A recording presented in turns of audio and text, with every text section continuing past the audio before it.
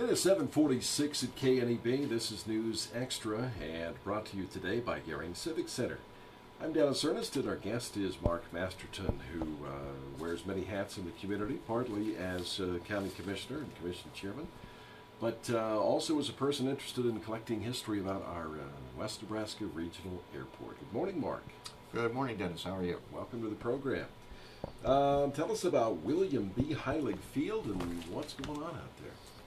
Well, actually, when you mentioned William B. Heilig Field, Bill Heilig was I guess a young man when he came out to Scottsbluff, and he was a flight instructor and settled out here, actually opened up Valley Sporting Goods, but he was very active in the airport, which is why they call it William B. Heilig Field right now. As a matter of fact, Bill Heilig was I guess I don't want to say test pilot, but he did the test to the students who were out there and made sure they were qualified to fly airplanes. He actually, I took my test ride with Bill Heilig for my sailplane rating. Well, there is an interesting history to the airport, and I guess that's what we're kind of trying to get at, and some of the things that you want to try to find from the public.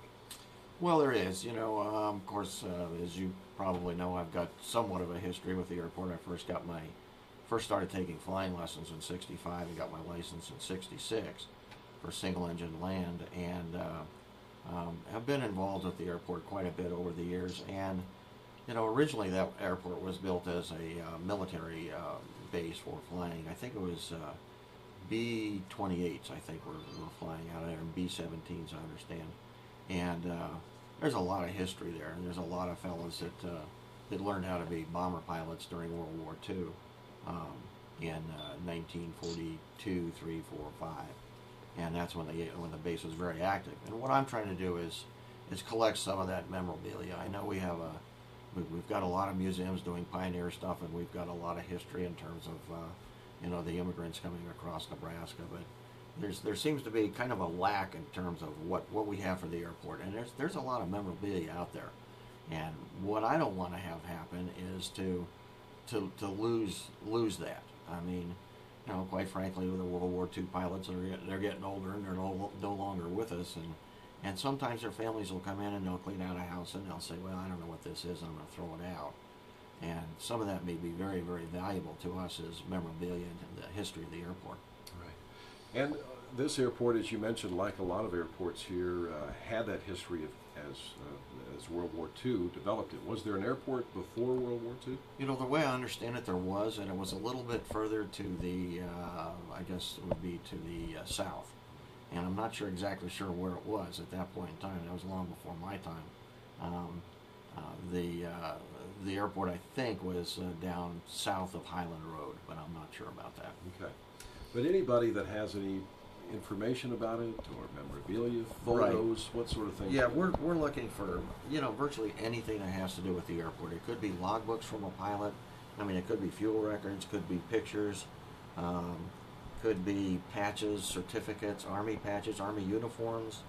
I think somebody's even offered to give us, you know, part of a wing off of a World War II airplane. I'm not sure where we put that, but we will have room for about everything that anybody can give us. Fuel trucks, tugs, you know, basically whatever you have that is related to the airport. And it doesn't have to be the military part of the airport either, because, you know, after the war was over, certainly the airport was taken over by first the city of Scottsbluff and then the county, which is, of course, my interest part of it. And then we've since turned it over to the airport authority. Actually, there's a fine line there. We've turned it over to the airport authority to run it, but the county still owns it.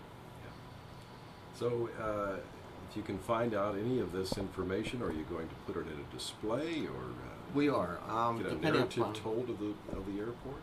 We are.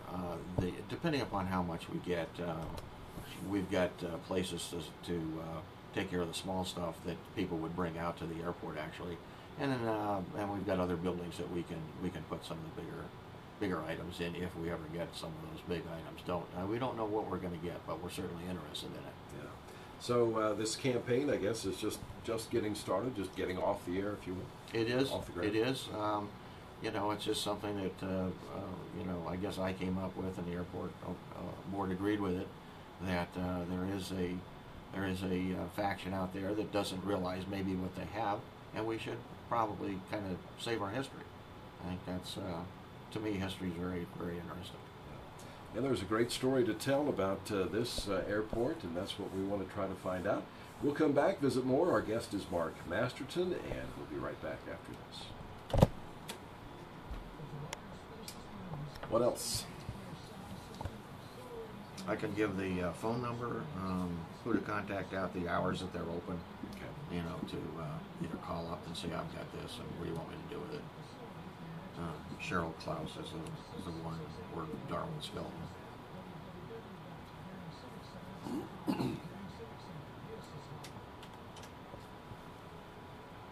Preserving the history of Scottsbluff Airport, William B. Heilig Field, as it's officially called. There is a state historic marker out there, isn't there? Isn't there at the airport? For the Scottsbluff Air Base? I think That the plaque designating that is a World War II item of historical interest. Yeah, there is. There's a plaque out there.